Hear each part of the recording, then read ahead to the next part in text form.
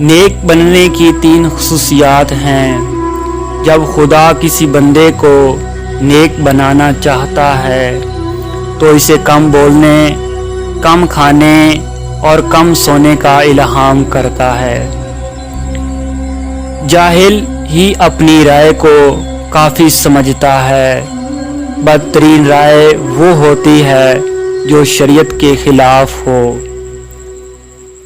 حسد بیماریوں میں سب سے بدترین بیماری ہے۔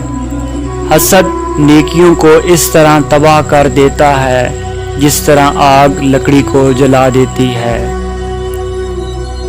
برداشت کرنا دوستی کی زینت ہے۔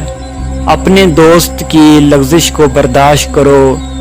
دشمن کے حملہ آور ہونے کے وقت کے لیے جو دوست کی لغزشوں کو برداشت نہیں کرتا وہ تنہائی کی موت مرتا ہے۔ جو شخص یہ جاننا چاہتا ہو کہ خدا کے نزدیک اس کی کیا قدر و منزلت ہے تو اسے یہ دیکھنا چاہیے کہ گناہ کا ارتکاب کرتے وقت اس کے نزدیک خدا کی کیا قدر و منزلت ہے۔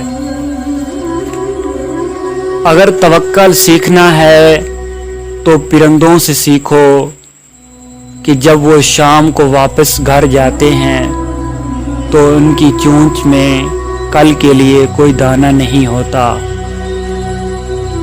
بھائیوں کے حقوق ضائع کرنے سے اللہ تعالیٰ اپنی رحمت کے دروازے بند کر دیتا ہے، اور برائی کرنے والے کے ساتھ بھلائی کرنا ایمان کے کامل ہونے کی علامت ہے۔ اگر کوئی آپ کی فکر کرتا ہے تو اس کی قدر کرو، کیوں نہ کہ دنیا میں تماشائی زیادہ اور فکر کرنے والے بہت کم ہوتے ہیں۔ جو شخص موت کا منتظر ہے تیزی کے ساتھ نیکیوں کی طرف دوڑتا ہے۔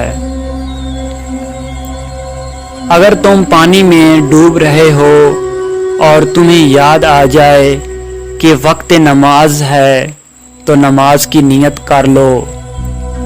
کسی انسان کو دکھ دینا اتنا آسان ہے جتنا سمندر میں پتھر پھینکنا، مگر یہ کوئی نہیں جانتا کہ وہ پتھر کتنی گہرائی میں گیا ہے۔ اگر کوئی تم کو صرف اپنی ضرورت کے وقت یاد کرتا ہے تو پریشان مت ہونا، بلکہ فخر کرنا کہ اس کو اندھیروں میں روشنی کی ضرورت ہے اور وہ تم ہو۔